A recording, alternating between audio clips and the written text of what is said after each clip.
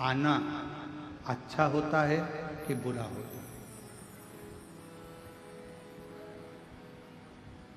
पहले तो स्मरण करें शिव जी का पूरा स्वरूप, जटाधारी, त्रिपुंडधारी, त्रिशूलधारी, त्रिनेत्रधारी, भस्मधारी, नग्नवेशधारी, नंदी, वृषभ, पार्वती, गणेश, कार्तिकेय, अशोक सुंदरी, पूरे परिवार के साथ अगर शंकर जी का पूरा परिवार आपको स्वप्न में दिख रहा है तो ये मानकर चलना कि तुम्हारे यहाँ कोई शुभ कार्य होने वाला है।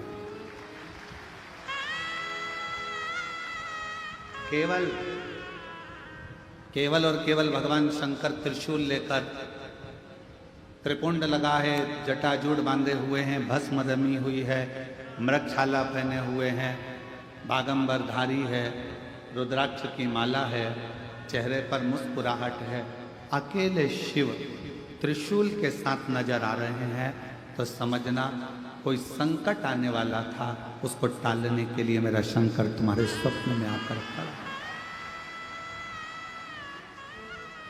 और यदि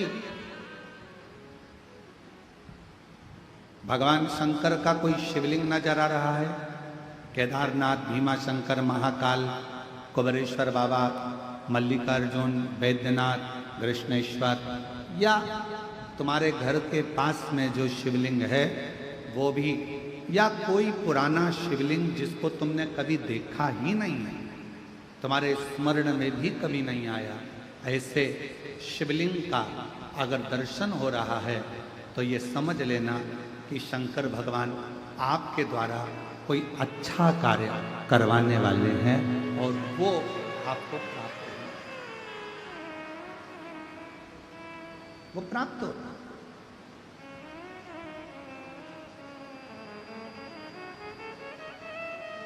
शिव जी कोई श्रेष्ठ कार्य,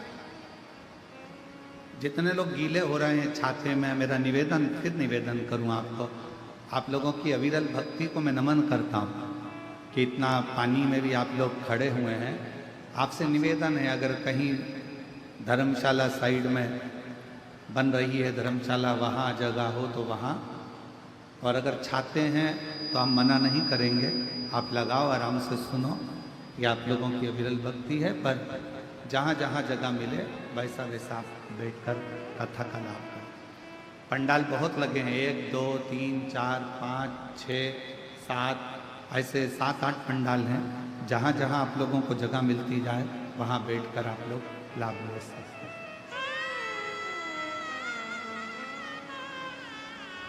शिव कथा कर रहे हैं।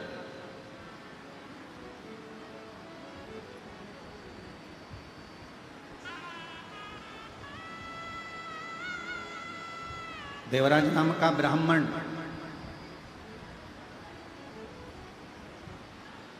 और उस देवराज नाम के ब्राह्मण का सबसे बड़ा क्रम कि ना मैंने कोई पुण्य करा, ना मैंने कोई दान करा, ना मैंने कोई सत्कर्म करा, ना मैंने कोई गुरु बनाया, ना कोई मैं तीर्थ गया, ना मैं कोई अच्छे कार्य के लिए गया। फिर आखिर एक बात समझ में नहीं आती कि मैंने कोई ऐसा बड़ा काम नहीं करा, मैंने कोई सत्कर्म नहीं करा, मैंने कोई पुण्य नहीं करा, मैंने कोई दान नहीं करा, मैंने कोई गुरु नहीं बनाया, फिर ऐसी कृपा, फिर ऐसी करुणा कि मुझे नंदी पर बिठाकर कैलाश धाम के लिए लेकर गया। ये पुण्य कौन सा? तो कहा एक पुण्य,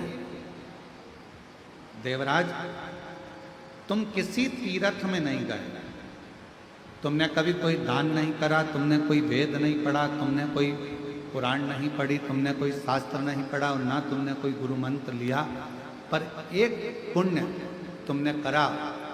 पहला पुण्य था शंकर भगवान के मंदिर तक पहुंच जाना। शिव महापुराण की कथा कहती है जो शिव के मंदिर तक पहुंच जाता है, समझ लो वो सारे तीर्थ कर लेता है। पूर्ण बोल बम का नारा है, सारी समस्या का हल मान।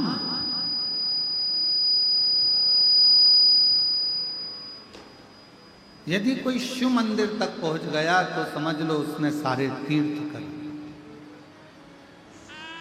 और मान लो देवराज नाम के ब्राह्मण से स्वयं नंदी कर,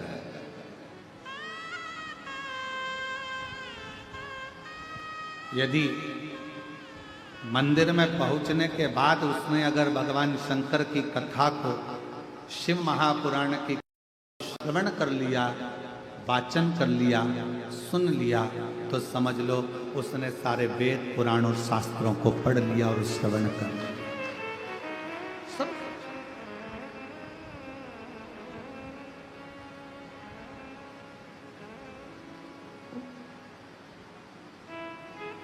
उसने श्रवण भी कर लिया, पढ़ भी लिया। और एक बात और स्मरण करो, मान लो उसने कोई गुरु दीक्षा, कोई गुरु मंत्र नहीं लिया, शिव महापुराण की कथा में पहुंचकर, शिवालय में पहुंचकर भगवान शंकर का पंचाक्षर मंत्र नमः शिवाय, षडाक्षर मंत्र ओम नमः शिवाय, श्री शिवाय नमस्तुभ्यम अगर धारण कर लिया तो समझ लो शिव ने ही उसको गुरु मंत्र भी प्रदान कर दिया। शिव ने, भगवान शंकर ने।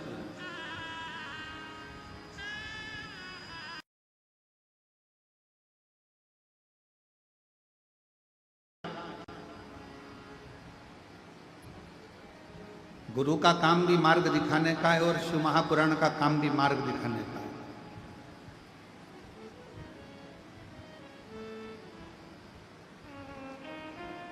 और ये पुराण 24,000 श्लोक, 12 खंड, 12 संहिताएं, करोड़ों शब्द, ये हमें मार्ग प्रशस्त करते हैं, मार्ग। हाँ, गुरु भी परीक्षा लेता है और शिव महापुराण की कथा भी परीक्षा लेता है, शंकर भी परीक्षा लेता है।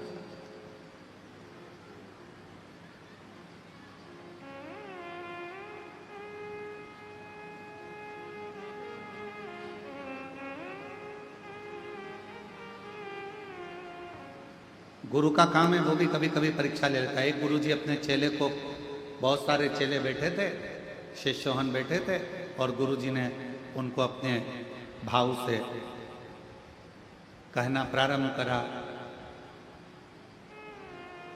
कि अपना कार्य खुद को करना चाहिए, किसी दूसरे पर आश्रित नहीं रहना चाहिए।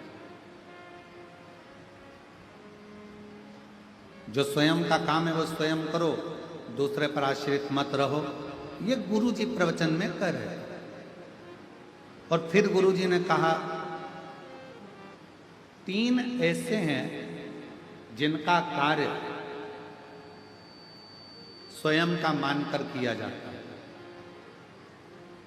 पहले नंबर पर माता, दूसरे नंबर पर पिता और तीसरे नंबर पर गुरु। माँ का अगर कोई काम है, माँ ने कहा कि मेरा ये काम कर दे, तो माँ का वो काम माता का नहीं है। अगर बेटे से कहा गया है तो वो काम बेटे का।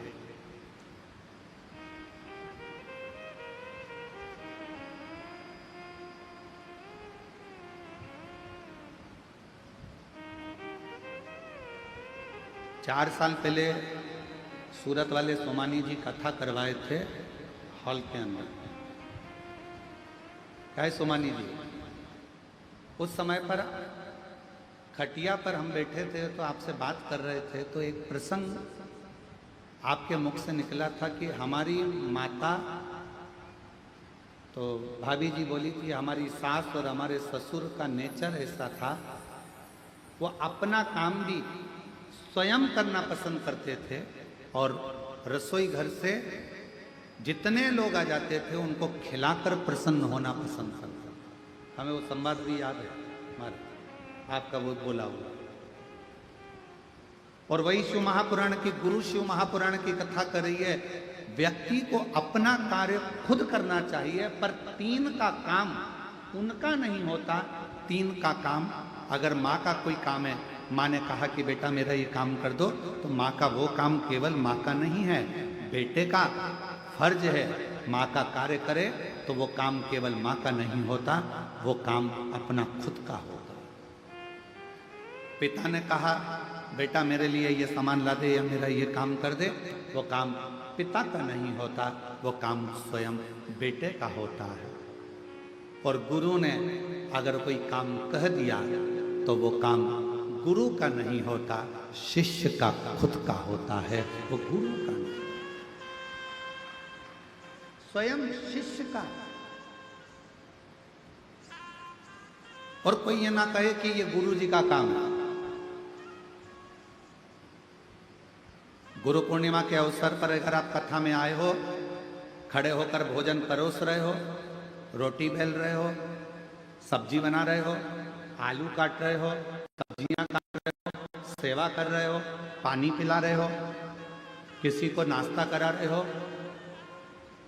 ये मत सोचना कि ये काम तो गुरु जी का है, गुरु जी का है, गुरु जी का है। सब श्री शिवाय नमस्तुभ्यम बोलने वाला एक एक बच्चा शंकर जी का चेला है, शिव जी का शिष्य है। और ये कुबेरेश्वर धाम की गुरु पूर्णिमा की कथा गुरु जी की नहीं, एक एक बच्चे की और एक एक व्यक्ति की है जो शंकर को भजता है, शिव का तत्व। माँ का काम केवल माँ का नहीं है। माँ ने कह दिया बेटा मेरे कपड़ों को वहां डाल दे, माँ ने कह दिया मेरे कपड़े धो दे, माँ ने कह दिया मेरा काम कर दे, माँ मेरा काम ये कर दे, वो माँ का काम नहीं। शिव महापुराण की कथा कहती है गुरु अपने शिष्य से कह रहे थे, जितने शिष्य बैठे थे सबको कह रहे थे अपना काम स्वयं करना चाहिए, पर 3 का काम अपना खुद का होता है।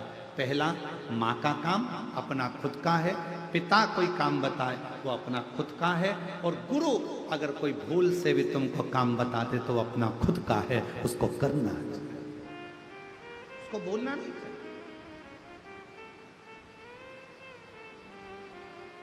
स्वयं करे।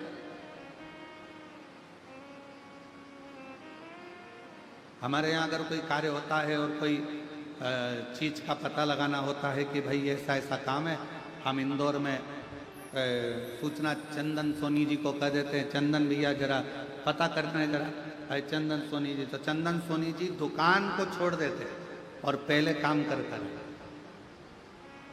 पहले फोन लगाएंगे, बात करेंगे, ये करेंगे वो करेंगे, और पहले मालूम करेंगे कि हाँ ये कार्य है, इसको सूचना मिल जाए कि बस धाम से कि ये काम है। और ऐसे कई शिव भक्त, बाबा के ऐसे कई भक्त हैं जो निरंतर सेवा में तल्लीन है। तो शिव पुराण कह रहे हैं माता का काम अपना है, पिता का काम अपना है, गुरु का काम अपना,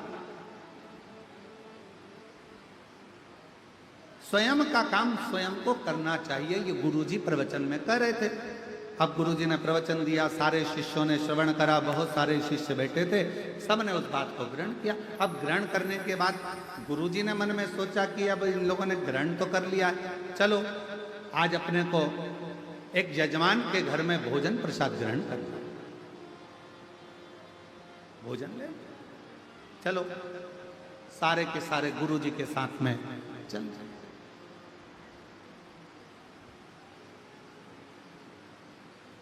ओम नमः शिवाय, ओम नमः शिवाय, ओम नमः शिवाय, ओम नमः शिवाय। गुरु जी चले, चेले पीछे पीछे चले, सब मंत्र जाप करते करते जा रहे। अब गुरु जी ने प्रवचन दिया था अपना कार्य अपने को करना चाहिए। चलते चलते एक बड़ा सा गटर आ गया, नाला, और बड़ा सा गटर आया, नाला आया, और गुरुजी उस सारे चेले नाले को, गटर को लांग गए। गुरुजी भी लांग रहे थे। लांगते से ही उनके पांव की जो चप्पल थी, खड़ाऊ थी, वो गटर में, नाले में गिरी। हर हर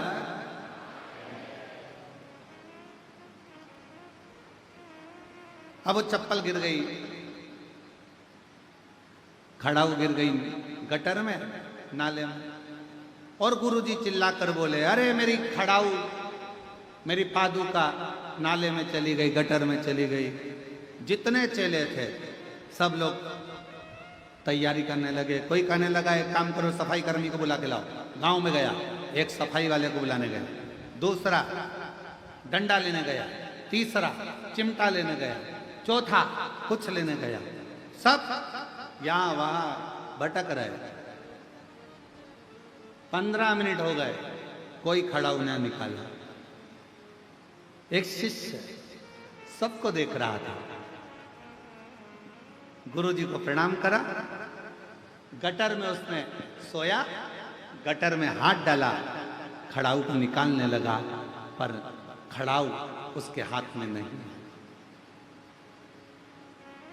खड़ाऊ उसके हाथ में नहीं, पादुका उसके हाथ में नहीं। अब जब खड़ाऊ उसके हाथ में नहीं आई, पादुका नहीं आई, उसने अपने तन का वस्त्र उतार कर गुरुजी को दिया और गटर में कूद गया, नाले में कूद गया।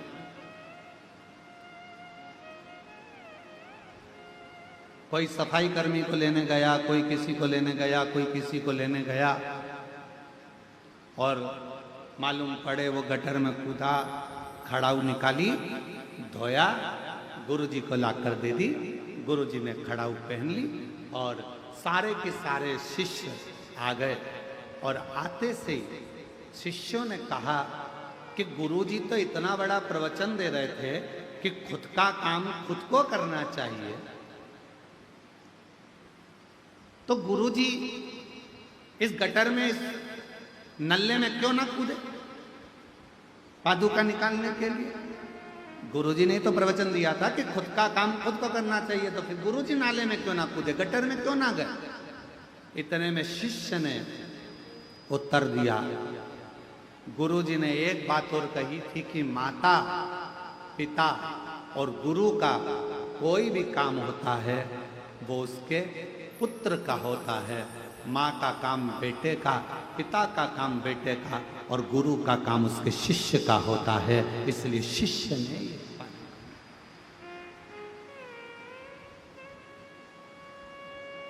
चल दिया, फिर चल दिया। ओम नमः शिवाय, ओम नमः शिवाय, ओम नमः शिवाय, ओम नमः शिवाय। फिर चल गए। जजमान के यहाँ भोजन ग्रहण किया, वापिस लौट कर आ गए। गुरुजी को मालूम था सामने गटर है, चप्पल फिर चली जाएगी पादुका। उन्होंने अब की बार पादुका को हाथ में उठवाया, लांग गए, आश्रम पहुंच गए। और गुरुजी सारे शिष्यों को बुलाए और बुलाकर कहा कि आज मेरा दिल बड़ा प्रसन्न है, बहुत खुश हूं मैं आज मेरा मन कर रहा है।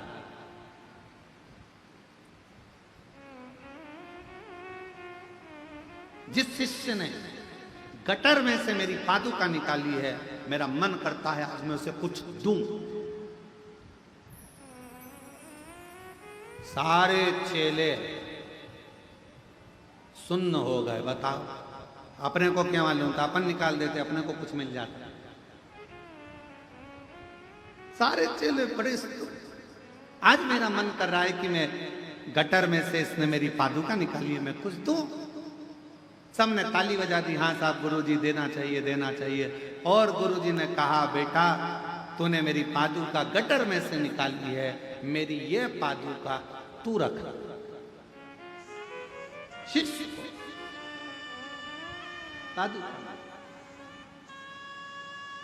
बहुत सावधानी से कथा सुनिएगा। गुरु शिव पुराण कथा चल रही है।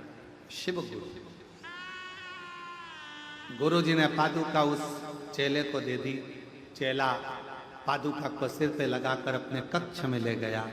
जितने स्टूडेंट थे, जितने शिष्य थे, सारे के सारे शिष्य उसको चिढ़ाने लगे।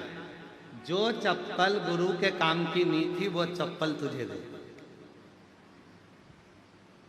जो पादुका गटर में गिर गई थी वो पादुका गुरुजी नहीं पहनते इसलिए तुझे दे दी।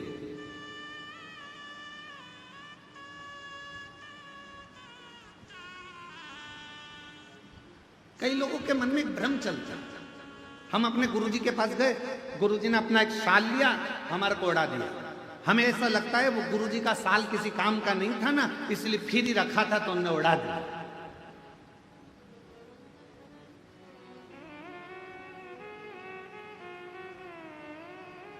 अब कौन समझाए,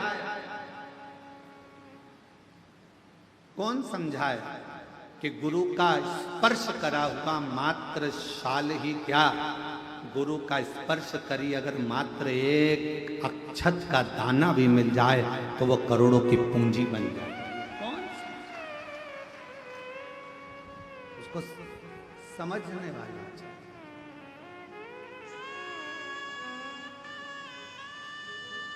और मैंने तेरे ही भरोसे बाबा, तेरे ही भरोसे हवा बिच उड़ती जवानी बाबा डोला छड़ीना में कटी जवानी। कौन सा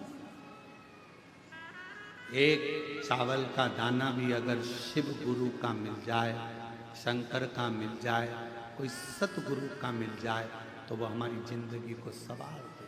एक चावल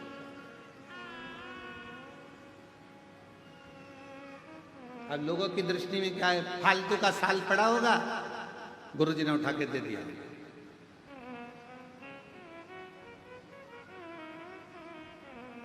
अब जरा विचार करिएगा, फालतू के साल को भी अगर गुरु तुम्हारे गले में डालकर कीमत वाला बना सकता है तो तुम भी फालतू हो, तुमको भी उठाकर शंकर के चरणों में डालकर तुम्हें कीमत वाला बना सकता।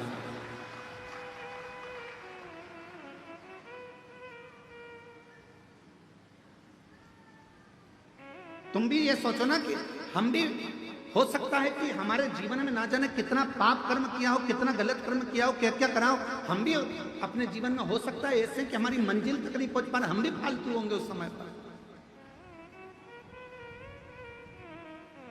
हमारे पास में भी कोई कार्य नहीं होगा तो हमारा गुरु, कोई शिव गुरु ऐसा मिलेगा कि हमको भी परमात्मा की शरणागति तक, शुभ कार्य तक पहुंचा सकता, अच्छी जगह तक पहुंचा सकता।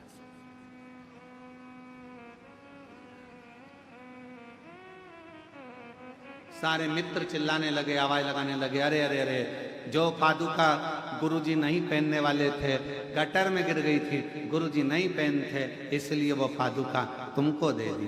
गुरुजी ने वो पादुका तुमको दे दी जो किसी काम की नहीं, गटर में चली गई, क्या करेगा ऐसी पादुका का? गुरुजी से कह देता हमको तो नहीं चाहिए, रखो तुम्हारे पास में। क्यों लेकर आ गया?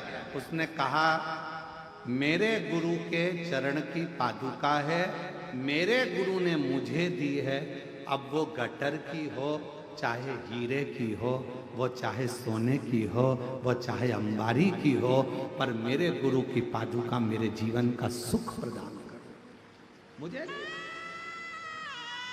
हम तो बाबा के भरोसे चलते हैं, हम तो बाबा के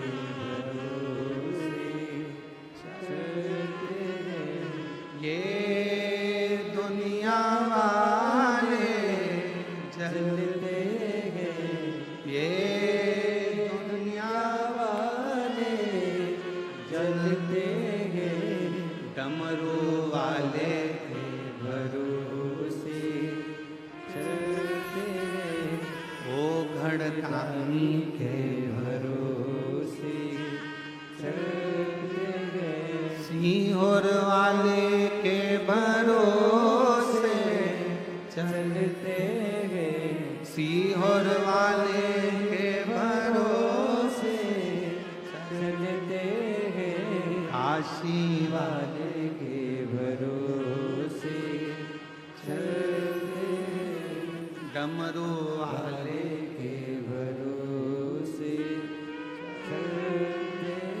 हम उसके आश्रित।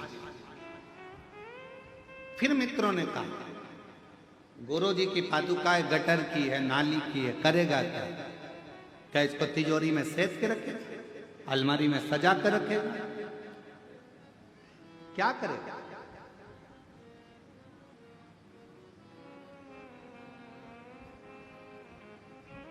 और शिव पुराण कहती है, बाबा तेरे चरणों की गर धूल जो मिल जाए, सच कहता हूं मेरे कुबरेश्वर बाबा, मेरी जिंदगी संवर जाए।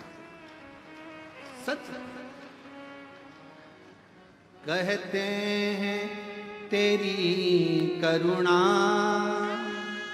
दिन रात बरसती है,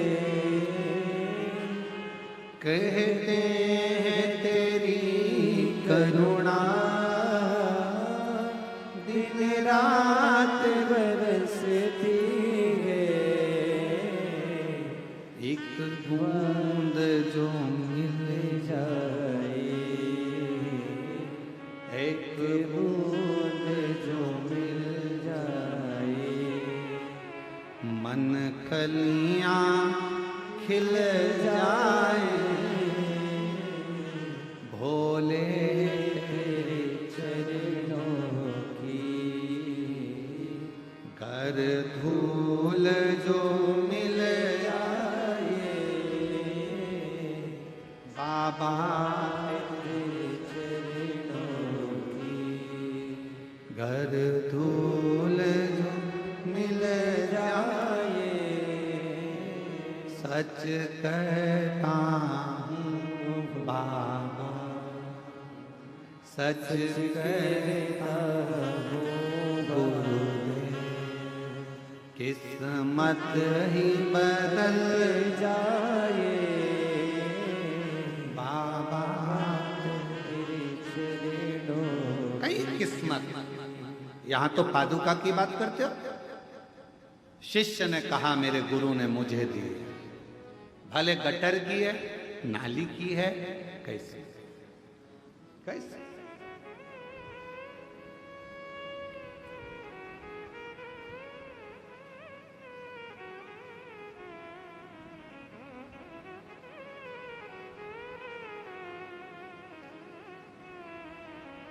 दंडवत करिए कभी आपने?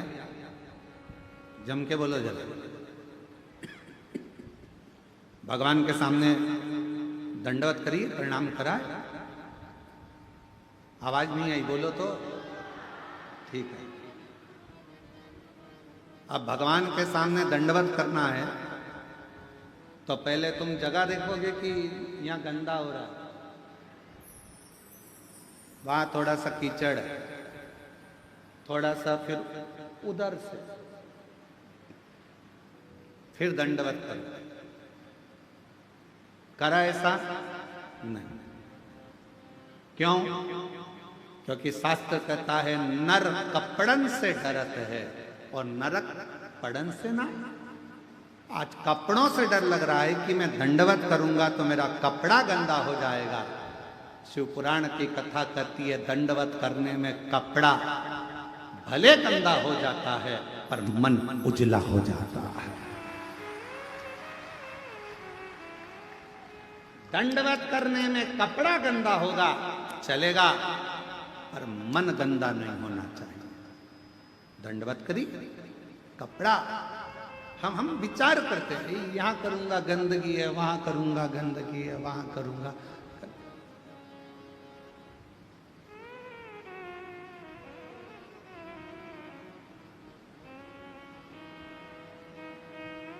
कितना सुंदर कहा है, सावधानी पूर्वक सुनिएगा।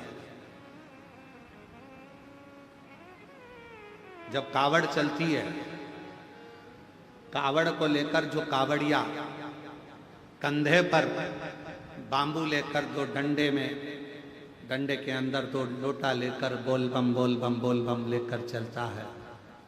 किसी का पीक, थूक, गुटका रोड पर पड़ा रहता है। अगर कावड़िया उस गुटके को लांग कर चले जाता है तो जिसने थूका हुआ होता है उसको मरने से पहले भोगना पड़ता है। कावड़ जाने वाले रास्ते पर कावड़िया जिस मार्ग से जाते हैं, कावड़िया जिस रास्ते से निकलते हैं, कावड़ जिस मार्ग से निकलती है, उस मार्ग को कई लोग अपने घर के दरवाजे पर भी अगर गंदगी है तो पानी डालकर साफ कर देते हैं कि कोई कावड़िया निकल कर जाएगा, शिव के लिए जल लेकर जा रहा है, शंकर को दिल से चढ़ा रहा है। हम नहीं जा सकते पर अपने मार्ग को स्वच्छ तो बना सकते। और कितनी सुंदर बात कही स्वयं माता पार्वती जी ने तुमरुका जी से प्रश्न किया था कि कावड़ सावन के महीने में क्यों भराती है? क्या कावड़ शिवरात्रि पर नहीं भरा सकती, 12 महीने नहीं भरा सकती, श्रावण के महीने में ही क्यों भराती है? क्योंकि भगवान तुमरुका जी ने कहा संसार में रहने वाला चाहे पशु हो, पक्षी हो, जलचर हो, चाहे मनुष्य हो, वो पृथ्वी पर गंदगी कर देता है। बारिश का पानी सावन में जब गिरता रहता है तो रोड मार्ग स्वच्छ होता रहता है, तो जिसने अगर कुछ गंदगी करी भी है तो उसको दोष नहीं लगता और कावड़ियां निकलता चले। श्रावण में कावड़ की महत्वता क्यों? क्या माघ महीने में कावड़ नहीं भर सकते? क्या बैसाख महीने में कावड़ नहीं भर सकते? क्या हम ज्येष्ठा महीने में नहीं भर सकते? कार्तिक में नहीं भर सकते? भादों में नहीं भर सकते? केवल श्रावण का महीना कावड़? उसका कारण केवल इतना सा है, जल वृष्टि होती रहती है, भूलवश कोई थूक कर चले गया, वो पानी से साफ हो जाता है, तो जिसने थूका उसको दोष नहीं लगता है। कावड़िया के चलने से पाप उत्पन्न नहीं होता, इसलिए श्रावण के महीने में ही कावड़ को भरा जाता है। ये शिव की उदारता, शंकर की करुणा। नहीं तो शिव जी के कावड़ तो बैसाख में भी बढ़ सकते थे, जिस समय लोग ठंडा पानी भरते हैं, भगवान को चढ़ाते हैं। और नहीं तो कई लोगों के मन में आता है कावड़ क्यों चढ़ा रहे हो सावन में, भगवान के ऊपर तो पहले से ही इतना पानी गिर रहा है बारिश का, क्या करोगे चढ़ाकर? और कावड़ को श्रावण महीने में चढ़ाने का कार्य ही यही है कि मान लो कोई पक्षी है, उसने गंदगी कर दी, कावड़ यह उलांग कर गया, पक्षी को दोष लगे, उससे अच्छा है श्रावण के महीने में जलवृष्टि होती रहती है और वह जलवृष्टि के कारण कावड़िया चलता रहता है, तो किसी को दोष नहीं लगता। बाबा के धाम पर जाकर अविरल जल को समर्पित करता है तो सुख का अनुभव करता है, सुख का।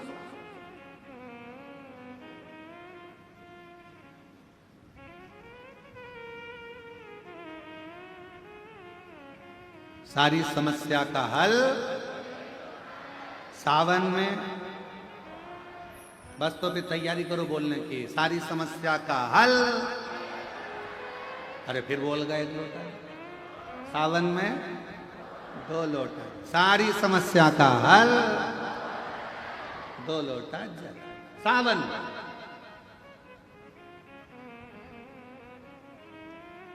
कितनी कृपा शिव करता, मेरे ओघड़दानी मेरे शंकर भगवान।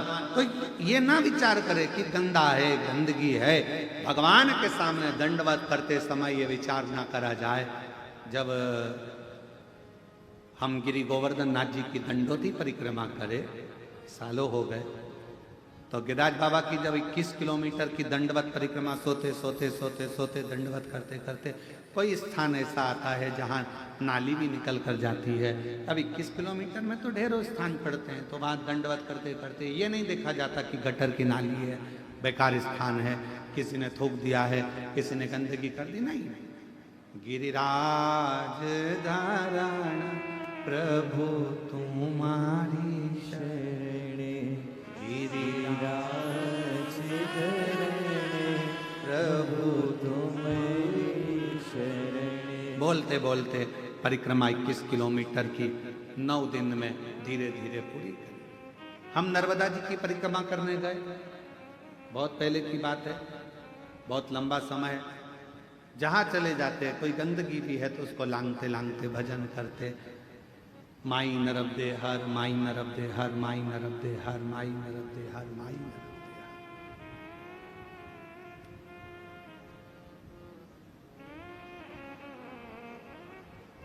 तदीय पाद पंकजम नमामि देवी। माई नर्मदे हर, माई नर्मदे हर बोलते बोलते चले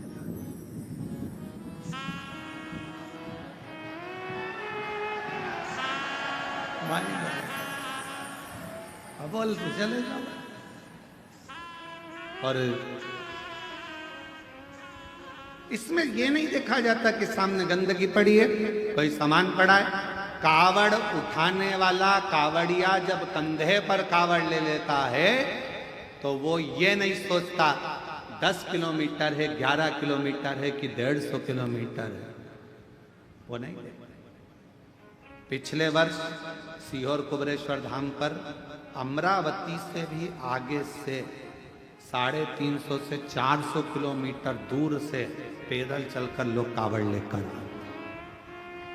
और अभी फिर आ रहे। इस वर्ष सागर, मध्य प्रदेश के सागर से आगे नर्मदा जी है, लगभग वहां से पड़ेगा यहां तक 322 किलोमीटर दूर से लोग पैदल चलकर कावड़ लेकर आ रहे।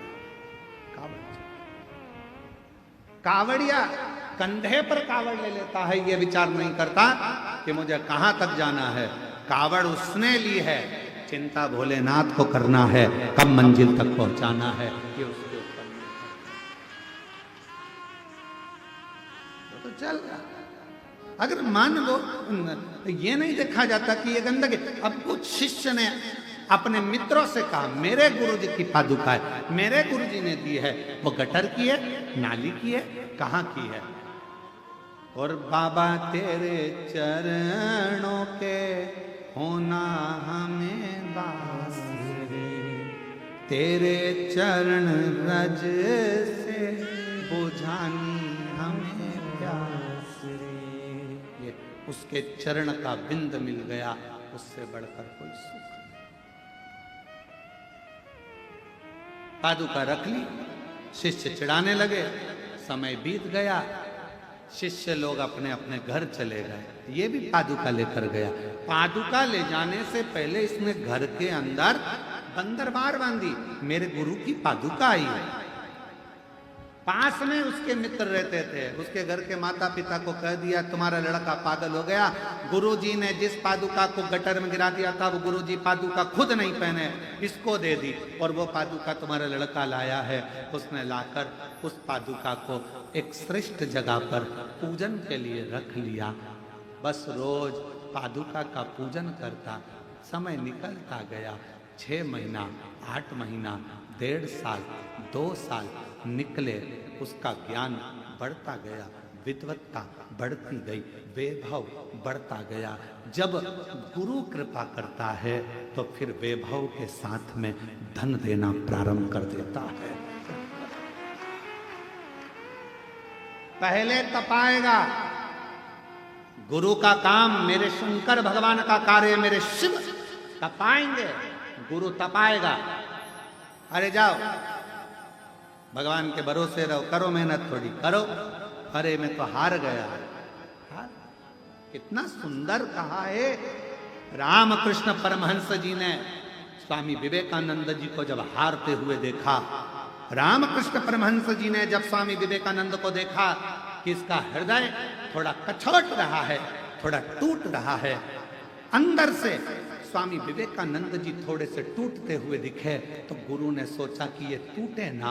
रामकृष्ण परमहंस जी स्वामी विवेकानंद जी का हाथ पकड़कर समुद्र के तट पर ले गए, और रामकृष्ण परमहंस जी ने समुद्र के तट पर स्वामी विवेकानंद जी को बिठाया। थोड़ी देर में एक मछुआरा मछली पकड़कर जाल लेकर आया, बहुत सारी मछली। गुरु जी ने कहा देखो स्वामी विवेकानंद, इसमें 3 तरह की मछली है। पहली जो सोच रही है कि अब मैं मरूंगी, दूसरी निकलने का प्रयास कर रही है पर थोड़ी देर में वो हार जाती है, और तीसरी मछली बार बार निकलने का प्रयास कर रही है। इसमें 3 मछलियां हैं। बोलो स्वामी विवेकानंद, इनमें से कौन सी मछली जाल में से निकल जाएगी, बताओ। स्वामी विवेकानंद जी ने कहा गुरुदेव, वो तीसरे नंबर की मछली जो बार बार निकलने का प्रयास कर रही है, वो एक ना एक बार जाल में से निकल जाएगी। स्वामी विवेकानंद जी से रामकृष्ण परमहंस ने कहा, मनुष्य के जीवन में भी 3 पड़ाव आते हैं। दुख के समय में पहले नंबर की मछली की तरह मनुष्य होता है, हिम्मत हार जाता है, मेरा ये काम नहीं होगा, मेरा दुख कभी समाप्त नहीं होगा, मेरी तकलीफ नहीं मिटेगी, मुझे लगता है भगवान ने मेरी किस्मत में औलाद दी नहीं, मुझे ऐसा लगता है भगवान ने मेरी किस्मत में दुख ही दुख दिया है, हिम्मत हार कर बैठ जाता है। वो पहले नंबर की मछली है। दूसरे नंबर का स्वामी विवेकानंद, ये दूसरे नंबर की मछली वो है जो एक मनुष्य हिम्मत करता है, मैं आगे बढ़ूंगा, मैं आगे बढ़ूंगा, पर थोड़ी सी दूर चलने के बाद फिर लोग कह देते तेरा काम नहीं होगा, मुश्किल है, हिम्मत हार कर बैठ जाता है। थोड़ा तो बढ़ता है, फिर हिम्मत हार कर बैठ जाता है। ये दूसरे नंबर की मछली है। और तीसरे नंबर की मछली वो होती है, एक बार हिम्मत हारी, फिर बढ़ूंगी, फिर बढ़ूंगी, फिर बढ़ूंगी, मरते दम तक बढ़ने का प्रयास करूंगी तो एक न एक दिन चाल से निकल जाऊंगी। दुख आया, तकलीफ आई, कष्ट आया, थोड़ा प्रयास करना। स्वामी विवेकानंद जी को 3 मछली से भगवान रामकृष्ण परमहंस जी ने अपने शिष्य को ज्ञान उपदेश दे दिया था कि तीसरे नंबर की मछली प्रयास करती रहती है तो मंजिल तक पहुंच जरूर जाती है। आप अपना प्रयास करते रहना। हिम्मत हारने वाले हों, सेकंड नंबर के जो लोग होते हैं, दूसरे नंबर की मछली जो होती है, लोगों ने कुछ कहा, हिम्मत हार गए, किसी ने ताना दिया, हिम्मत हार गए, किसी ने कुछ कहा, हिम्मत हार गए, कहने लगे कहने वाले, आग लगे बस्ती में, अपन रहो मस्ती में। किसी ने निंदा कर दी, बुराई कर दी, मन दुख गया, आज के बाद मैं ये काम नहीं करूंगा, आज के बाद ऐसा करूंगा ही नहीं। अरे अभी थोड़ा करा है, आगे चलकर 4 गुना और करो, क्योंकि तुम्हें हिम्मत नहीं, तुम्हें हिम्मत नहीं आ रहा है। निंदा करने वाला निंदा करेगा, बुराई करने वाला बुराई करेगा, अपशब्द कहने वाला अपशब्द लिखेगा, सोशल मीडिया में, अन्य जगह पर, उसका काम केवल एक है, तुम्हारे भीतर के विल पावर को तोड़ना, तुम्हारे भीतर के विश्वास को तोड़ना, तुम्हारे भीतर के विल पावर को, तुम्हारी मजबूती को तोड़ने के लिए लोग दिन भर सोशल मीडिया हो, अपशब्द लिखने से बाज नहीं आते और अपशब्द बोलने से बाज नहीं आते, पर भीतर से मजबूत रहना कि तुम शंकर के शिष्य हो, टूटने वाले नहीं। भीतर से मजबूत रहना, तुम टूटने वाले नहीं। ये मेरे शंकर का एक शब्द अपने भीतर उतार कर रखना कि 3 मछलियां रामकृष्ण परमहंस जी ने स्वामी विवेकानंद जी को दिखाई थी। पहली जो हिम्मत हार गई, मर गई, दूसरी आगे बढ़ी, फिर ठंडी होकर बैठ गई, और तीसरी बार बार प्रयास करती रही। 1 बार नहीं होगा, 2 बार नहीं होगा, 3 बार नहीं होगा। ये 11 जजमान बने हैं। 11 ही जजमान खड़े हो तो जरा, 11 जजमान खड़े हो गए। ये 11 जजमान बने।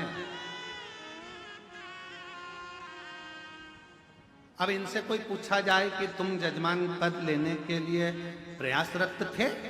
ये 11 जजमान कई बार सोच चुके, हम जजमान बनेंगे, हम जजमान बनेंगे, हम जजमान बनेंगे, और आज बाबा ने यहाँ कुबेरेश्वर धाम में यजमान बनाकर बिठा दिया। बैठिए, प्रणाम करता हूं। आज बाबा कुबेर भंडारी ने, विराजिए, बैठ बैठ, कुबेर भंडारी ने यजमान पद ग्रहण कराकर बिठा दिया। आपने हिम्मत हार ली, भगवान हमें तो दे ही नहीं रहा, भगवान हम पर तो कृपा कर ही नहीं रहा। करो अपना कर्म, अपनी मेहनत, अपनी लगन, और शंकर पर किया गया भरोसा एक दिन तुम्हें भी यजमान बनाकर बिठाएगा, ये निश्चित है। हिम्मत नहीं हार। हम तो बाबा के भरोसे चलते हैं, हम तो बाबा के भरोसे चलते हैं। और जब हिम्मत करोगे, एक पत्र है, अच्छा है, देखिए,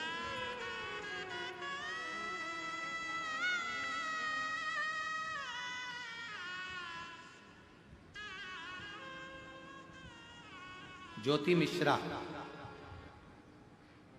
शांति नगर बांदा, उत्तर प्रदेश की रहवासी है।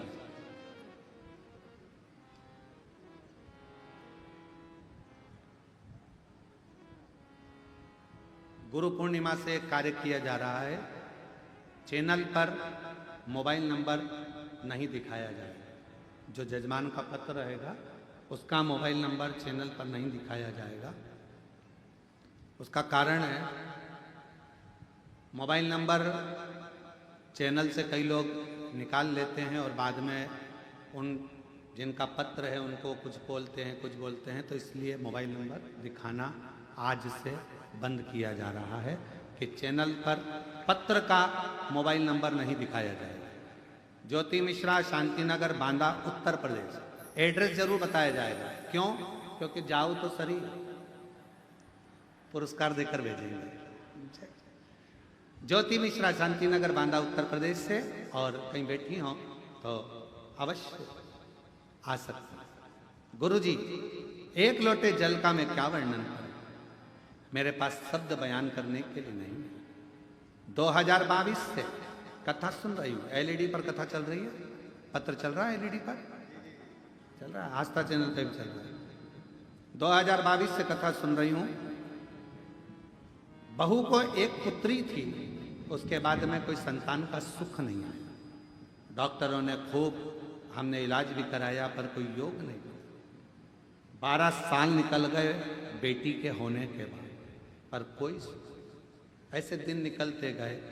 तब किसी के कहने पर सफेद आंकड़े की जड़ का उपयोग करा, पशुपतिनाथ का व्रत किया और मेरी बहू बाबा की कृपा से 12 साल के बाद पुत्र रत्न की प्राप्ति हुई। ये शिव की कृपा से।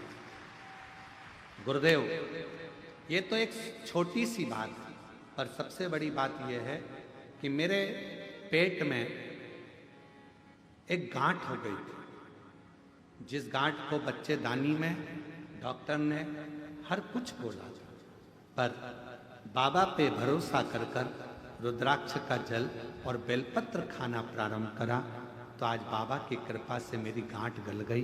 डॉक्टर ने भी कह दिया तुम्हें कोई बीमारी नहीं है। शिव की कृपा से हम प्रणाम करने के लिए। एक पत्र और अच्छा देखिए।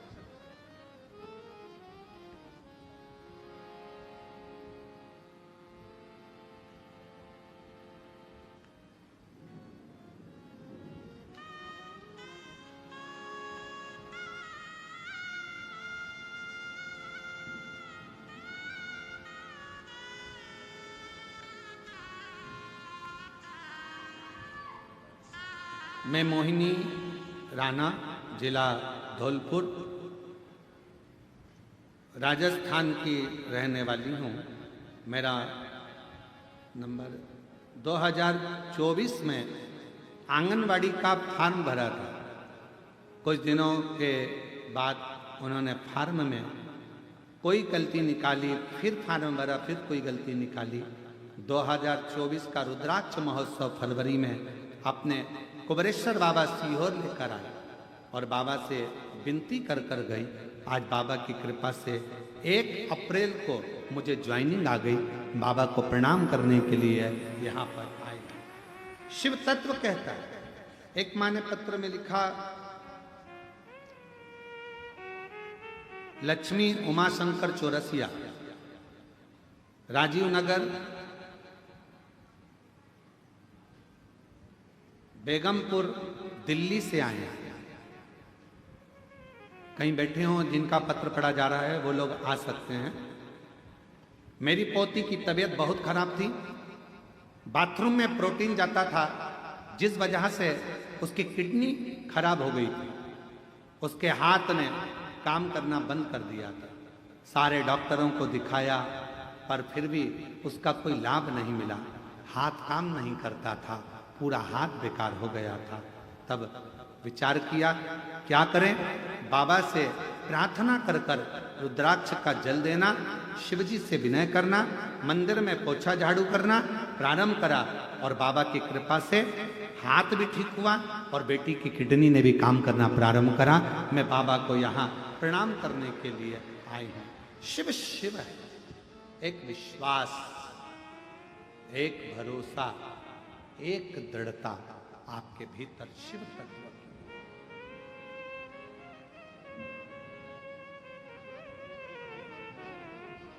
एक दृढ़ता अपने भीतर। और शंभु शरणे पड़ी मांगू घड़ी रे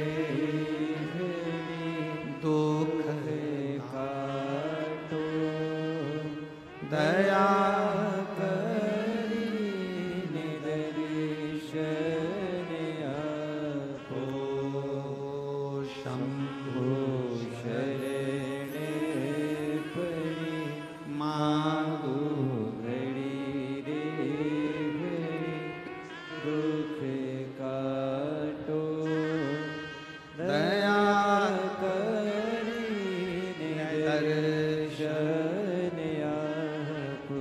आप शिव पर कितने आश्रित।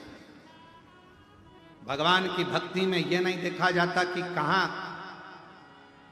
गंदगी देखने का काम शिव महापुराण की कथा नहीं सिखाती।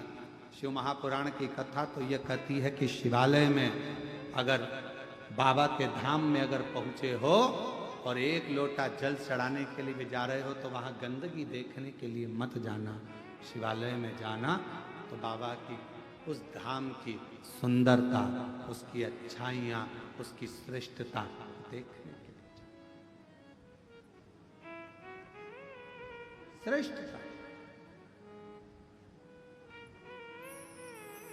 कई लोग कहते हैं गुरुजी ये कंकर शंकर की पूजन होती है कुबेरेश्वर धाम में, हम यहां पूजन कर रहे हैं, लोग चप्पल पहन के सामने से निकल गए।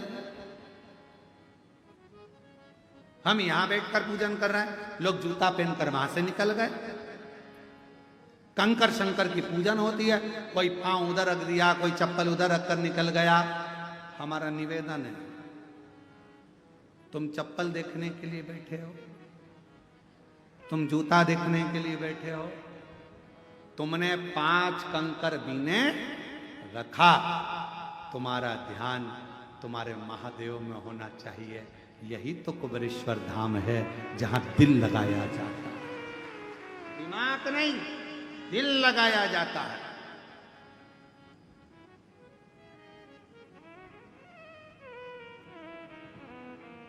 प्रेम प्यार दिल से होता है कि दिमाग से होता है?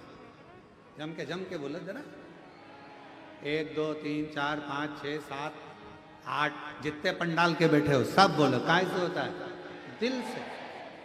दिमाग से प्यार होता तो सोच लेते, पर आज के जमाने का जो संबंध होता है वो दिमाग से होता है।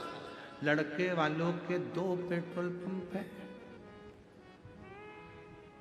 3 है, ऐसा है, धन है, वैभव है, सत्ता है। पर पहले के समय में ये पेट्रोल पंप गाड़ी बंगला नहीं देखते थे। पहले के समय में देखते थे कि जिसके घर में संबंध हो रहा है वो कितना दिल वाला है, उसका हृदय कैसा है, परिवार कैसा है, कुटुंब कैसा है, रिश्ता कैसा है, ये नहीं देखा। आज के जमाने में तो लोग संबंध भी करते हैं तो ये सोच कर करते, कितना कितना करने का, कितना प्यार भी लोग करते हैं तो ये सोच लेते हैं ये मोबाइल में बैलेंस डलवाएगा कि नहीं डलवाएगा। और अगर मालूम पड़े थोड़ा सा बैलेंस मोबाइल में नहीं डाला या लैपटॉप नहीं दिलाया या कुछ भी नहीं दिलाया तो ब्रेक, हम तो बोले ही नहीं, आवाज वहां से आ रही है ब्रेक का, हम तो बोले ही नहीं है, वहीं से आवाज आ रही है। सब चतुर हो गए, वो सब होशियार, उसी समय तुरंत कर दिया ब्रेक, संबंध नहीं रखना, खत्म कर। उसने स्विच ऑफ करा, मोबाइल पटका। अब ये दिल से प्रेम नहीं था, ये केवल दिमाग से था कि इससे कुछ प्राप्त करना है, इससे कुछ लेना है। गुरुजी से संबंध कैसा निभे? तो कहा दिल से। गुरुजी के पास जाओ, ये सोचकर मत जाना कि गुरुजी मुझे कुछ देंगे। यहां तक कहा गुरुजी अगर आपको सम्मान भी ना दें तो भी गुरु गुरु है, समझ कर देगा सम्मान भी, और कभी कभी नहीं भी देगा। हो सकता है कि तुझे कुछ और देना हो, वो गुरु ही जान सकता है। गुरु कई लोग कहते थे गुरुजी हमारे सामने से निकल कर गए, पर गुरुजी ने ना हेलो करा, ना हाय करा और ना बाय करा। क्या करे? तुम किसके लिए आए हो? उस ओघड़दानी के लिए, शंभू के लिए। कई लोग कहते हैं हमने कंकर शंकर की पूजन करी, वहां से कोई जूता पहन कर निकल गया, चप्पल पहन के निकल गया। तो किसके लिए आई थी? शंकर जी के लिए। किसके लिए पहुंची थी? शिव जी के लिए। अगर शिव के लिए आई है तो कंकर में शंकर को देख। सामने से जो जूता पहनकर गया उसका जूता क्यों देखे? क्यों?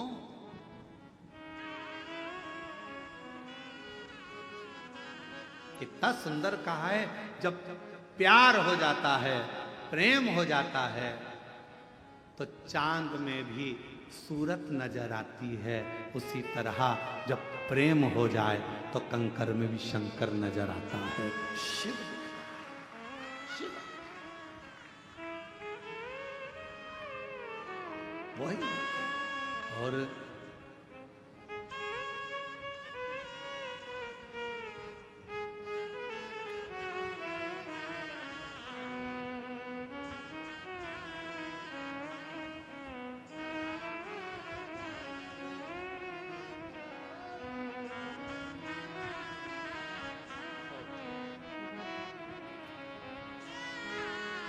संभव प्रणाम करो बाबा,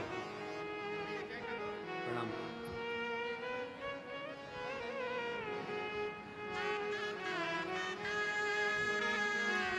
उठो उठो लाल।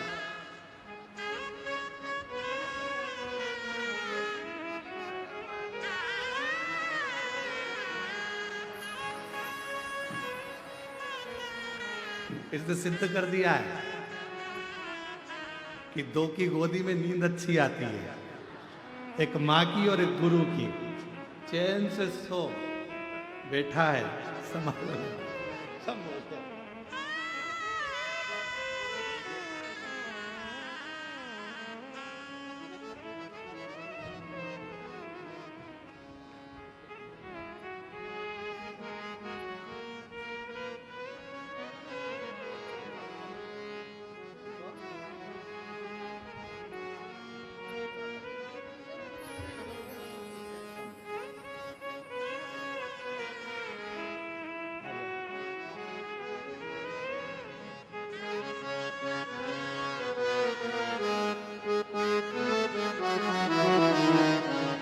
बेटी का जॉब लगा, एक बार जोरदार ताली बजाकर स्वागत करिए।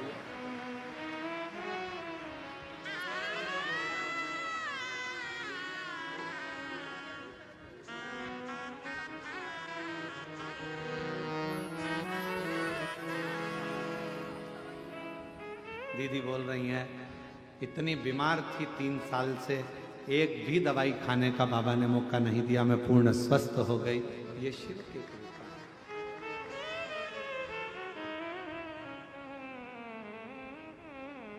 और तेरे डमरू की धुन सुन के मैं काशी नगरी आई हूँ।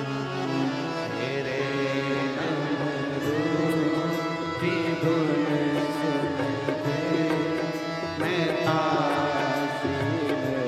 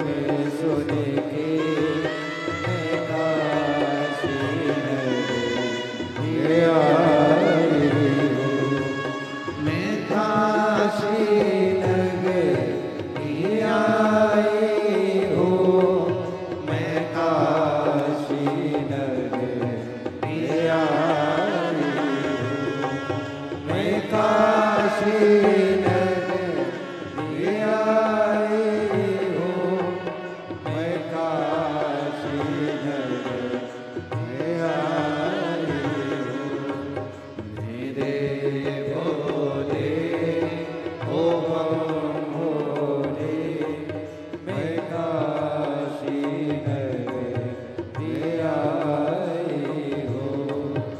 तेरे हो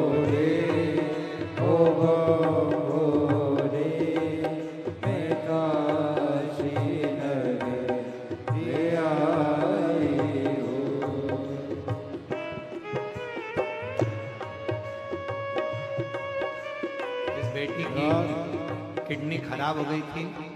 डॉक्टर ने पूर्ण तरह से किडनी को डैमेज बता दिया था। अब पूर्ण तरह से स्वस्थ है। एक बार जोरदार ताली बजाओ, बेटी पूर्ण तरह से।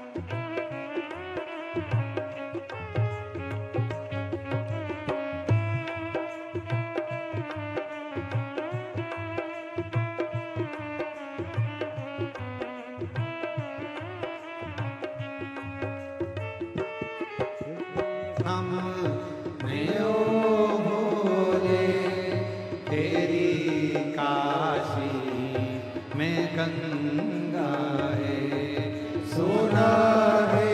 हम नयो भोले तेरी काशी में गंगा है सोना है। हम नयो भोले तेरी काशी में गंगा है सोना है। हम नयो भोले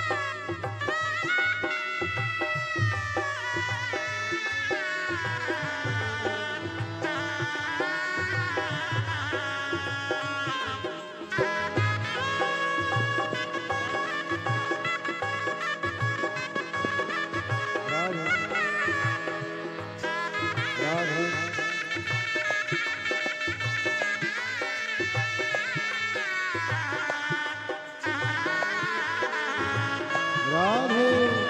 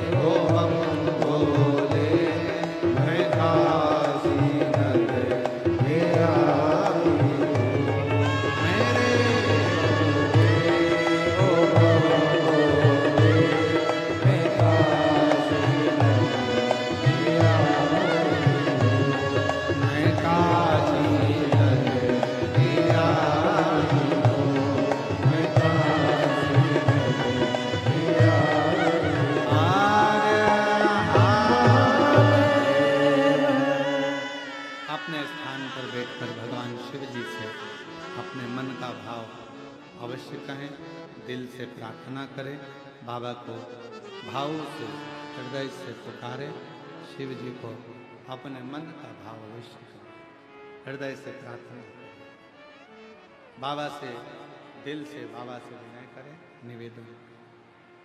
जहाँ जगह मिले वहाँ बैठकर शिव जी को अपने मन का भाव साथ में बोलेंगे सभी लोग, हृदय से प्रार्थना।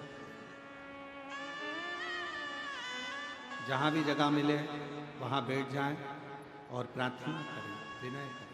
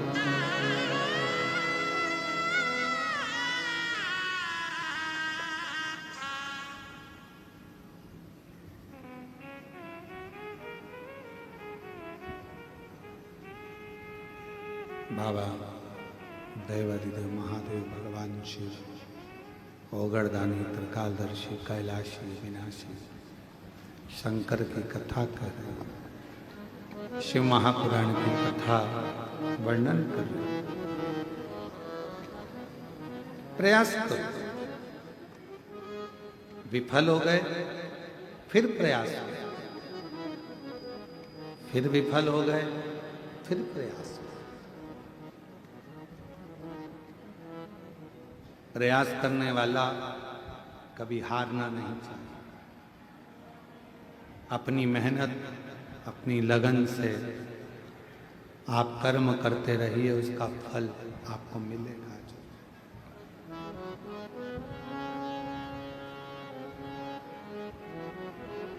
गुरु की खड़ाऊ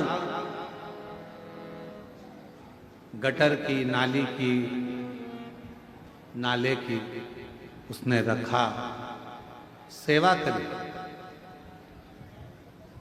और खूब शिव ने कृपा कर कर उसको धनपति बना।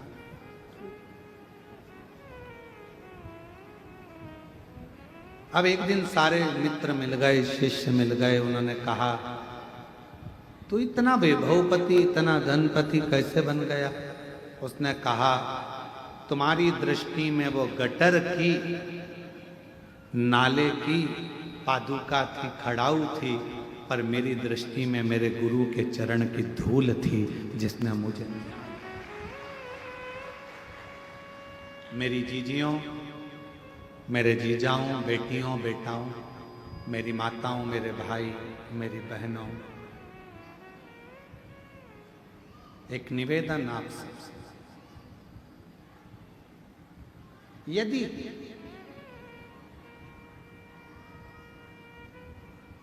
कुबेरेश्वर बाबा की भूमि पर आए हो और कंकर भी अगर आप पूज रहे हो तो उसमें ये ना सोचें कि ये अच्छा है कि बुरा है।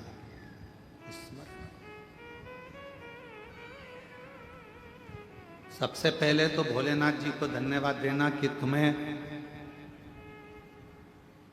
कुबेरेश्वर बाबा की धरा पर बुलाया, और दूसरा धन्यवाद देना कि तुमको 5 दिवसीय शिव महापुराण की कथा सुनाई, और वो भी कब? जब सावन का महीना प्रारंभ हो रहा है उसका, और आषाढ़ी महीने का विराम होने जा रहा है। आषाढ़ी एकादशी आएगी, पूरा विश्व देवसोनी एकादशी का भी स्मरण करता है, आषाढ़ी एकादशी का भी स्मरण करता है, और उस समय पर पूरा काम काज भगवान वैकुंठ अधिपति नारायण अपना पूरा काम काज भगवान शंकर को देकर विश्राम करने के लिए चले जाते हैं। आराम।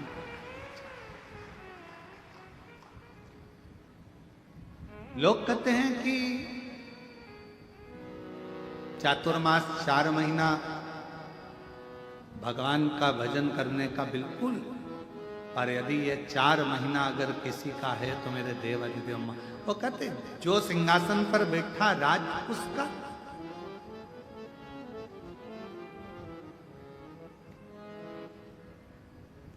चातुर्मास के अंतर्गत 4 महीना भगवान की अविरल भक्ति को धारण कर शिव को अपना बांधा। जैसे देवराज नाम के ब्राह्मण के मन का संशय स्वयं नंदी ने मिटा दिया था, उसी तरह पार्वती जी के मन का संशय भी स्वयं तुमरुका जी ने मिटा दिया। स्वयं तुम हे तुमरुका, यदि कोई संसार सागर में जन्म लेता है, पृथ्वी पर आ जाता है, और मान लो भूलवश उसने कोई गुरु मंत्र, कोई गुरु दीक्षा, कोई गुरु नाम नहीं लिया, तो उस जीव का कल्याण कैसे? कैसे? और फिर निवेदन है, पानी पीना छान और गुरु करना जान। 50 बार सोचना कि हम जिस गुरु से गुरु दीक्षा ले रहे हैं, गुरु मंत्र ले रहे हैं, वो गुरु से हम गुरु दीक्षा प्राप्त कर रहे हैं, वो हमें उलझाएगा कि सुलझाएगा? जिस गुरु से हम गुरु मंत्र ले रहे हैं, क्या वो केवल अपने तक बांध कर रखेगा कि भगवान शंकर के धाम तक, शरणागति तक पहुंचाएगा? ये सोच।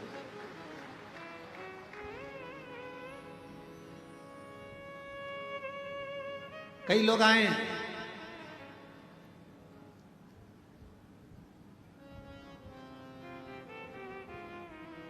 जब गुरु पूर्णिमा आती है तो कई लोग, समीर से किसी ने मोबाइल पर पूछा कि गुरु मंत्र में क्या लगेगा,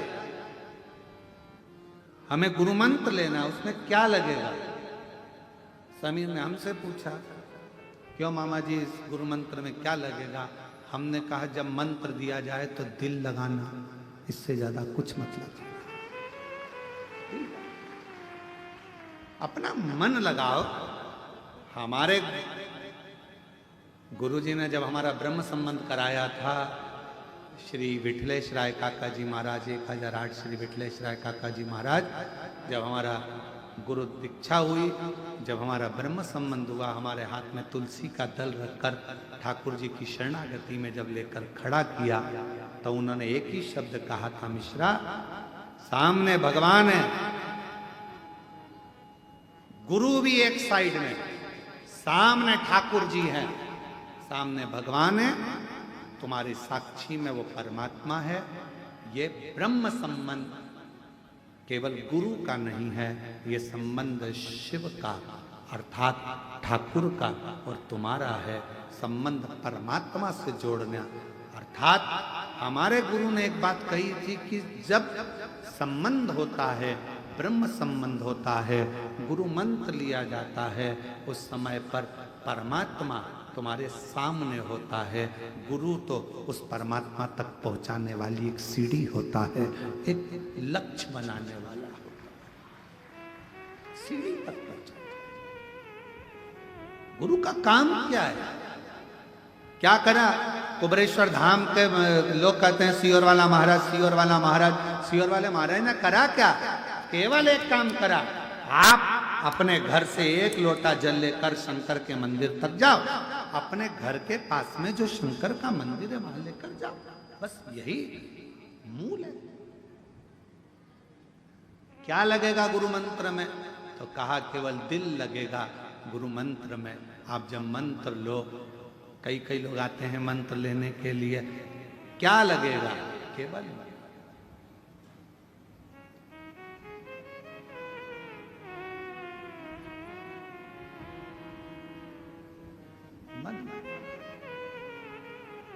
सब जगह पर गुरु मंत्र पूरे साल दिया जाता है, पर कुबरेश्वर बाबा की धरा पर तो केवल एक दिन, गुरु पूर्णिमा के दिन आप गुरु के और परमात्मा के चरणारविंद में छोड़ दिया जाता है कि ये शिव का है, जो आया है ये शंकर का है और शंकर इनके हैं।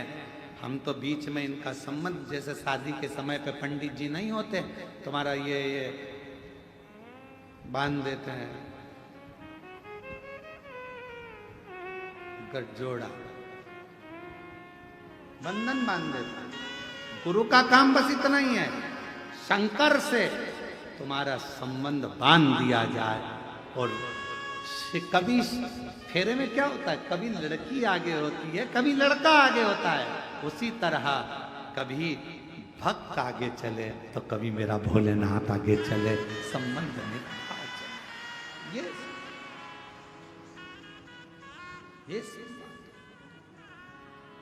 और नाता एक शिव जी से दूजा नाता तोड़ दे, रिश्ता एक बाबा जी से जूझा रिश्ता छोड़ दे। साधु संगे राम रंगे, अंग अंग रंगिए, जाई विधि राखे भोले ताई विधि रही। जैसा मेरा शिव राखे वैसा रही, जैसा वो रख वैसा करो शिव की आराधना।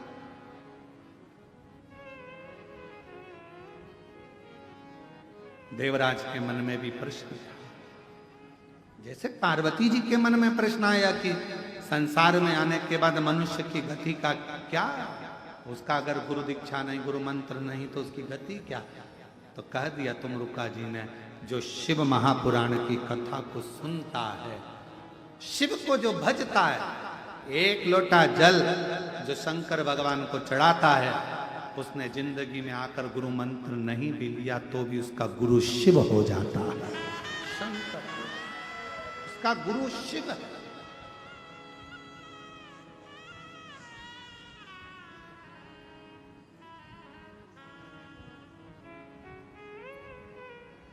अभी बीच में हमने कहा था घर की मां गुरु है, घर का पिता गुरु है, शिक्षा स्कूल में पढ़ाने वाला शिक्षक भी तुम्हारा गुरु है, कोई तुम्हें मार्ग बता दे वो भी गुरु है। वो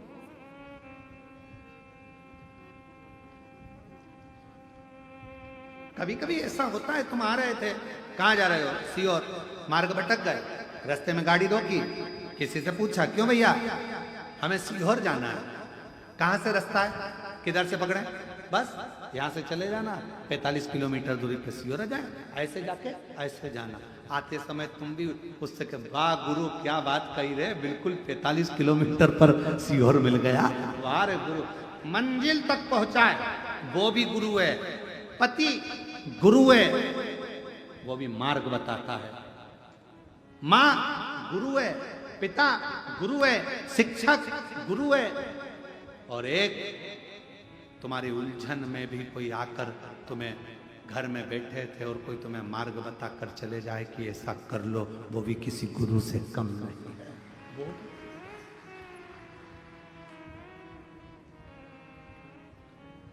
कितना सुंदर शिव महापुराण की कथा में तो कितने गुरुओं का वर्णन कहा गया। दत्त भगवान के तो 24 गुरुओं का स्मरण कराया गया। खिड़की को, दरवाजे को भी गुरु बनाया गया कि जब बहुत तेज हवा चले, बहुत तेज आंधी चले, तूफान चले, दरवाजा बंद कर लेना, खिड़की बंद कर लेना, नहीं तो अंदर रखा हुआ कांच का सामान टूट जाएगा। और दरवाजा जब हवा ना चले खोल कर रखना, थोड़ी हवा अच्छी आती रहेगी।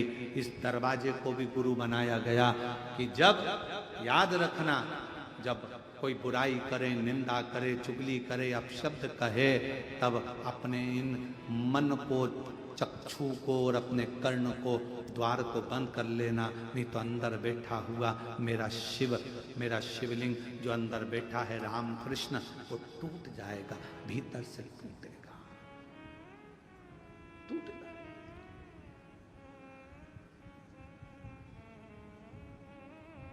मन में जिसको बिठा कर रखो, वो राम कृष्ण शिव, वो विश्वास के रूप में बैठा है।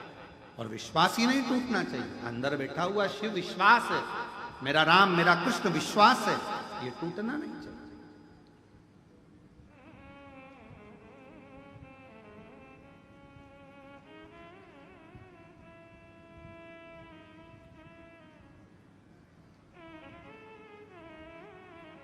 मंदिर में कितनी बार ताली बजाई जाती है? शिव मंदिर में जम के बोलो, शिव मंदिर में 3 बार ताली का नाद किया जाता है। भृंगी ने करा, क्यों? शरीर के अंदर से मांस चले गया था, केवल अस्थियां बची थी, केवल अस्थियां। 3 ताली का नाद किसके लिए करा जाता है? क्यों करते हैं?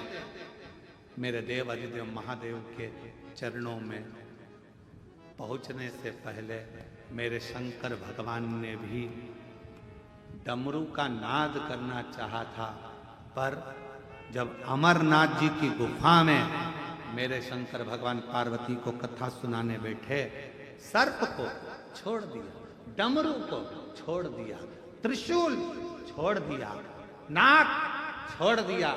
अगर अमरनाथ जाने वाले जितने यात्री होते हैं उनको ये सब पहाड़ी मिलती है, डमरू पहाड़ी, सर्प पहाड़ी, सब मिलेगा, सब कुछ मिलेगा, सब छोड़ा। चंद्र को भी त्याग दिया, कुछ नहीं था। नंदी को भी त्याग दिया, केवल पार्वती जी थी, शिव जी थे। तो भी शंकर को लगा कोई कथा ना सुन ले, इनको उड़ाने के लिए 3 ताली बजाना है। शंकर भगवान ने भी 3 ताली का नाद करा पार्वती को कथा सुनाने के लिए। क्यों पार्वती? क्योंकि पूर्व में मैं तुझे कथा सुनाने के लिए बैठता था, कहीं तुझे निंद्रा, कहीं काम, कहीं कुछ कुछ भीतर उत्पन्न होता चले जाता था। सती बनकर तुझे कथा सुनाने ले गया, तेरा चित्त नहीं लगा, अहम आ गया था। गौरा बनी, कथा सुनाने लेकर गया, तेरे भीतर थोड़ी अभिमत्ता आ गई थी, तेरे भीतर कुछ ना कुछ आते रहा। अब की बात 3 ताली का नाद करूंगा, जिससे तेरे अंदर कुछ अगर आएगा भी तो वो भाग जाएगा। और जो ताली बजाई तो सबसे पहले पक्षी भाग। वो पक्षी कौन सा है? कहा अहंकार का, अभिमत्ता का, अभिमान का, तृष्णा का। ये पक्षी भागना चाहिए। कोई कोई लोग कह देते हैं मंदिर में ताली बजाओ तो शंकर जी डिस्टर्ब हो जाते हैं। अरे वो विद्वानों, तुम्हारी बुद्धि को कौन खा गया? ईमानदारी से बोलना। मैं साइड वाले को बोलता हूं एक बार ताली बजाए तो डिस्टर्ब नहीं होगे, ध्यान जाएगा कौन बजा रहा है, ध्यान जाए। अगर इतनी सी ताली से महादेव डिस्टर्ब हो गए तो तेरा क्या होगा कालिया? इतनी सी ताली से जो साधना में लगा रहता है, जिसको जगाने के लिए कामदेव बाणों पर बाण छोड़ता है तो समाधि नहीं टिकती, वो तुम्हारी ताली से समाधि डिस्टर्ब हो जाएगा। आश्चर्य, ताली से डिस्टर्ब।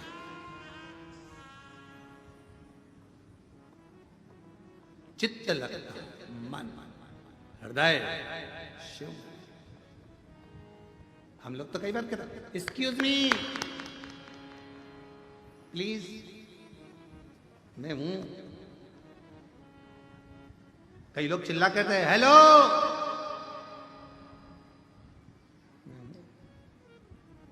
ओ बाबा, मैं हूं। उसी तरह बाबा के धाम में 3 बार ताली बजाने से हम शिव जी से कहते हैं बाबा हमारे भीतर के अहंकार, काम, आसक्ति, लोभ, तृष्णा सब हट जाए और मेरा मन आपके चरणों में लग जाए, आप मेरे, मैं आपका हो जाऊं, इससे ज्यादा कुछ नहीं। मैं आपका, आप मेरा,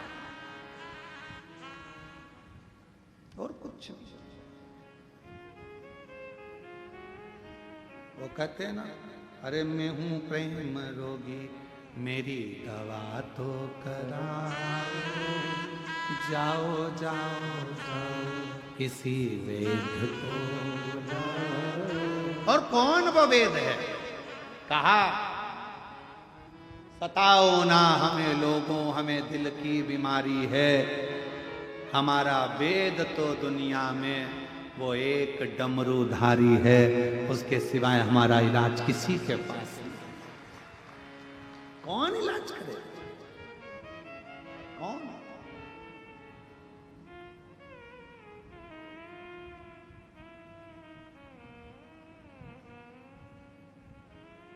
एक पत्र अच्छा है।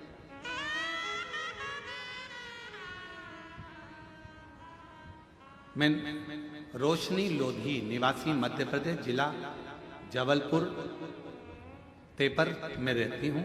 मेरा बेटा देवयान पटेल जो 7 वर्ष का है, उसका बोन मेरो ट्रांसप्लांट हुआ है, 2024 में हुआ था। बाबा ऑपरेशन में तो सफलता हुई, पर कोई चूक के कारणवश वो हॉस्पिटल में कोमा में चले गए। पत्र जिसने लिखा है वो लोग आ सकते हैं, अगर कहीं बैठे हो आ सकते। बच्चा कोमा में चले गए, कुछ बताया कि उसके बाद में बीपी का कुछ हो गया, सब कोमा में पड़े पड़े पड़े पड़े समय निकल गया, थोड़ा ठीक होता फिर वही।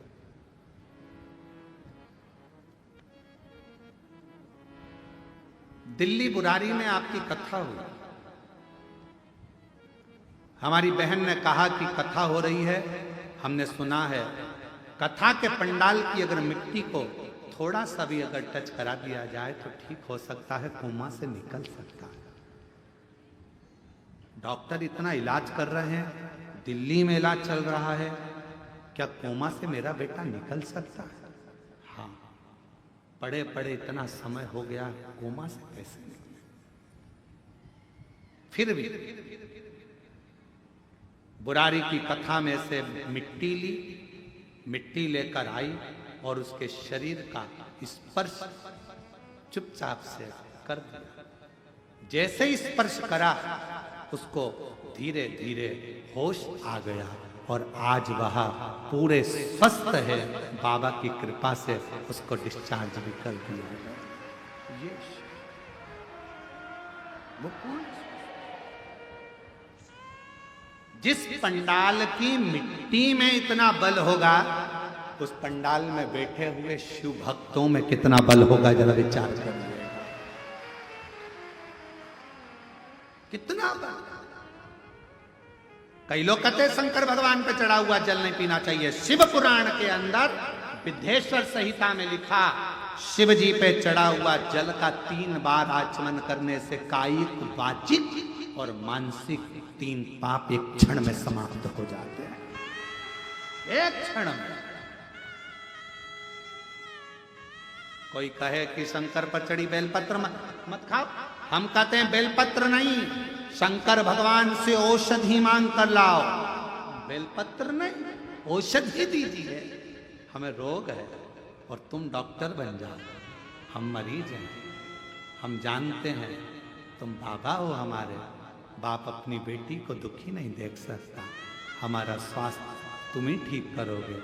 हम डॉक्टर को भी शंकर मानते हैं, तो उसका भी शंकर आपको मानते हैं, आप हमें बेलपत्र दो। कोई कहता है शिव पर चढ़ा मत खाओ, हम कहते हैं अपने बाप का चढ़ा हुआ अवश्य लीजिए, अपना पिता है वो, उससे औषधि मांग कर खाइए, वो अपना बाप है। लोग कहते हैं चढ़ा हुआ खाओगे पाप लग जाएगा। मांस खाने में पाप नहीं लगता, तंबाकू खाने में पाप नहीं लगता। आज तक किसी ने नहीं कहा कि तंबाकू खाओगे तो पाप लगेगा, मांस खाओगे तो पाप लगेगा, ये खाओगे तो पाप लगेगा। भगवान का चढ़ा खाने में पाप लग सकता है? नहीं, अपना बाप कभी नाराज नहीं होता। लोग कहते हैं शिव रुद्र के देवता, क्रोध करते हैं। क्रोध तो घर के पिता को भी आता है। कब बच्चा जब गलती करे तो पिता को क्रोध आता है, पर कुछ देर का उसके बाद तो उसको गोदी में बिठाकर रसगुल्ला खिलाता है। क्यों चिंता?